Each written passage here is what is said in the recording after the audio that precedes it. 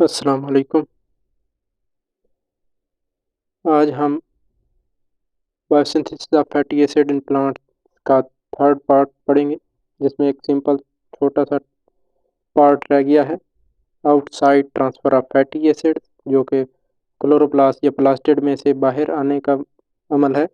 और उसके बाद डीसैचुरेशन एट एंडोप्लाज्मिक रेटिकुलम, जो कि most probably smooth endoplasmic reticulum के मेम्ब्रेन में होता है।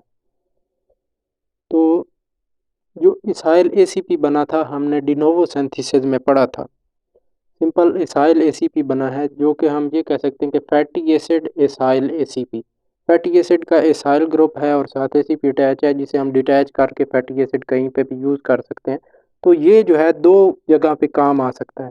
एक तो ये इसाइल डोनर, मतलब फैटी एसिड का की डोनेशन करेगा, किसके लिए? Synthesis of plastid membrane lipid. जो सिंथेसिस है लिपिड्स की, अब लिपिड्स की सिंथेसिस की तरफ हम बढ़ रहे हैं, तो उसमें ये है कि जो प्लास्टिड की मेम्ब्रेन्स हैं, इंटरनल एंड एक्सटर्नल, या दोनों जो मेम्ब्रेन है, इनर एंड आउटर इन्वेलप, तो उसमें काम आएंगी। तो उसके अंदर ग्लिसरेरोलिपिड्स बनते हैं, और अगर हम थोड़ा और बेहतरी की तरफ जाएं तो गैलेक्टोलिपिड्स ज़्यादा मिकदार में पाए जाते हैं, जिसकी इम्पॉर्टेंस है जो हम बाद में भी पढ़ेंगे गैलेक्टोलिपिड्स की जब सिंथेसिस की।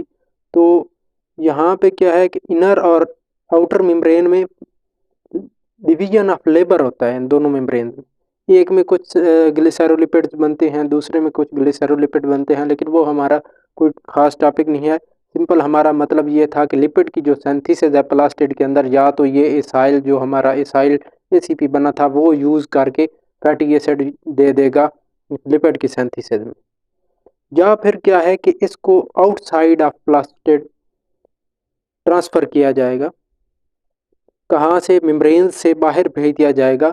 और ये इस फॉर्म में नहीं आता, बल्कि हम अभी देखते हैं वो जी किस तरह ये लीव करके प्लास्टिड से बाहर जाएगा और किस फॉर्म में जाएगा।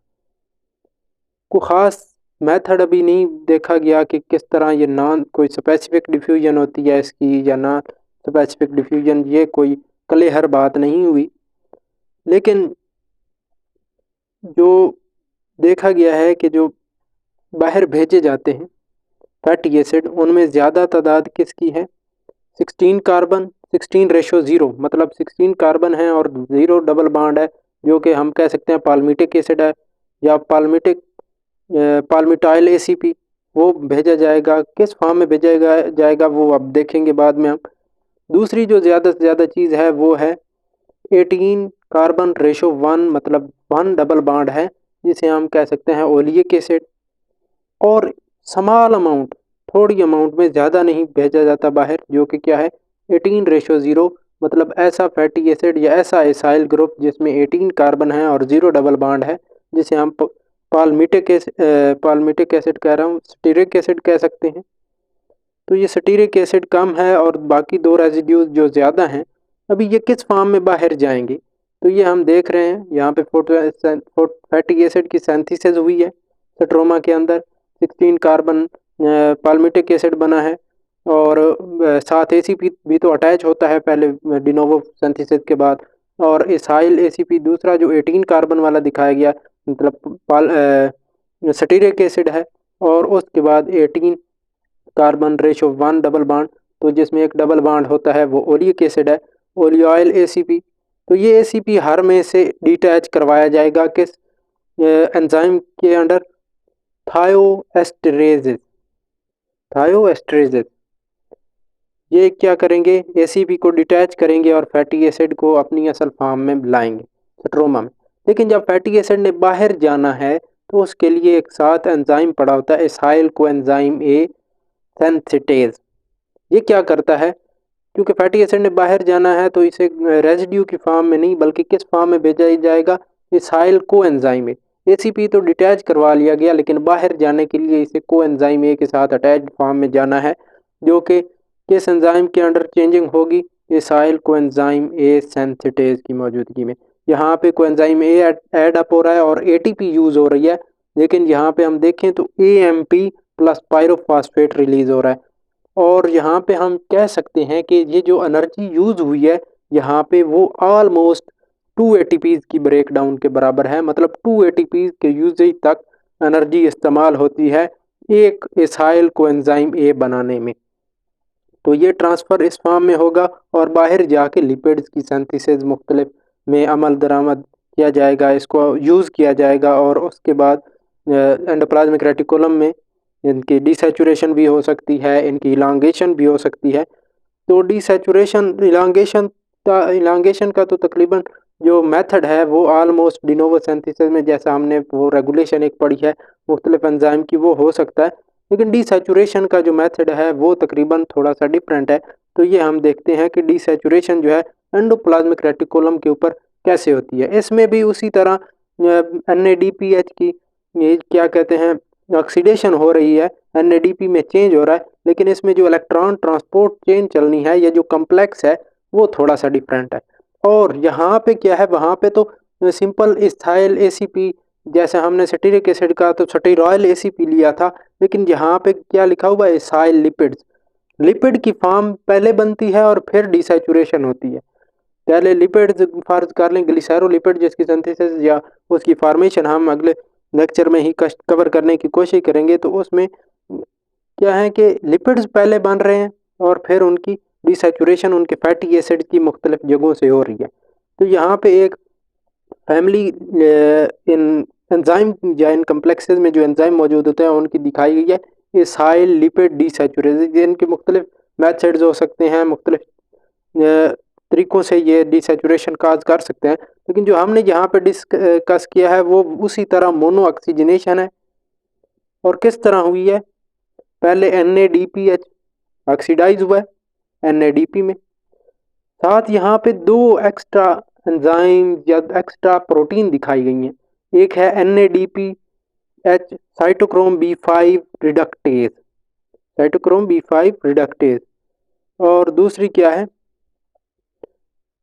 Cytochrome B5 simple. तो NADPH साइटोक्रोम B5 रिडक्टेज जो है ये क्या करवाता है, NADH की ऑक्सीडेशन करवाएगा, उसको NADP में चेंज करेगा और इसी रिडक्टेज एंजाइम के साथ प्रोस्थेटिक ग्रुप के तौर पर अटैच होगा FAD। तो FAD जैसे ही NADPH अपने प्रोटॉन और इलेक्ट्रॉन देगा, FAD 2 प्रोटॉन और 2 इलेक्ट्रॉन रिसीव करके अपनी रिड्यूस्ड फॉर्म में FADH2 में चेंज हो जाएगा। अब जब ये रिडक्टेज ने ये काम करवाया है तो साथ ही दो साइटोक्रोम B5 हैं इस कम्प्लेक्स में, जिसमें क्या है आयरन सेंटर हैं या डाई आयरन, 2 आयरन्स हैं। हर आयरन क्या करता है इसकी, अगर तो ये हमें दिखाई गई है oxidized form Fe3 positive, 3 positive charge है इसके ऊपर, तो इसकी जो ऑक्सीडेशन स्टेट है ये यूँ कह सकते हैं कि +3 है। तो यहाँ पे क्या हुआ है FADH2 खुद ऑक्सीडाइज होगा, 2 प्रोटॉन रिलीज कर दिए जाएंगे और हर आयरन एक एक इलेक्ट्रॉन लेके अपनी रिड्यूस्ड फॉर्म में Fe2 पॉजिटिव फॉर्म में चला जाएगा। तो यहाँ पे Fe2 पॉजिटिव आयन है, तो ये इलेक्ट्रॉन मतलब 2 अब यहाँ पे एक्सेप्ट कर लिए गए हैं। अब ये जो इलेक्ट्रॉन है आयरन जो है या साइटोक्रोम B5 में जो आयरन मौजूद है वो आगे ट्रांसफ़र करेगा किसको, इथाइल लिपिड डिसैचुरेटेड के, जिसमें ये डाई आयरन सेंटर होता है, ये 2 आयरन इनमें भी हैं। तो यहाँ पे क्या होगा, ये जो मोनो ऑक्सीजनेशन के ज़रिए उसी तरह डिसैचुरेशन होनी है जिस तरह वो पहले हाइड्रोक्सिल ग्रुप अटैच करवा के पिछली दफ़ा हमने देखा था, ये चेंज हो जाएगा डबल बॉन्ड में। लेकिन यहाँ पे क्या होना है, जो ऑक्सीजन रिसीव हुई है वो कहाँ से आई है, यहाँ पे वाटर की जो ब्रेकेज हो रही होती है वहाँ से आई है। ये यहाँ पे वाटर की कली हुई दिखाई तो नहीं गई, लेकिन हम कह सकते हैं कि यहाँ पे कोई टूटी है, वाटर का मॉलिक्यूल टूटा है और उसके नतीजे में ऑक्सीजन बनी है। और साथ जो है क्या कह सकते हैं, हाँ एक चीज़ यहाँ पे क्यों कहा गया है कि वाटर क्लीवेज से ऑक्सीजन आई है, वहाँ पे तो ऑक्सीजन बन रही होती है कैल्विन साइकिल में या कैल्विन साइकिल के एक्चुअली बाद। तो क्या होता है यहाँ पे तो नहीं बन रही, ये तो अब एंडोप्लाज्मिक रेटिकुलम जो है ये तो बाहर है यानी कि प्लास्टिड के बाहर है, प्लास्टिड के अंदर, तो मोस्ट ऑफ द टाइम क्या हो रहा होता है, फोटोसिंथेसिस हो रही है क्लोरोप्लास्ट में खुसूसन, तो वहाँ पे ऑक्सीजन बन रही है। यहाँ पे तो ऑक्सीजन किससे आनी है, वाटर के ब्रेकडाउन से, और वो यूज़ हुई है। उसके साथ साथ एक ही ऑक्सीजन पहले यूज़ होके उसने क्या कहते हैं डिसैचुरेशन काज की है, और वाटर जो है वो रिलीज़ हुआ है 2H2O की फॉर्म में।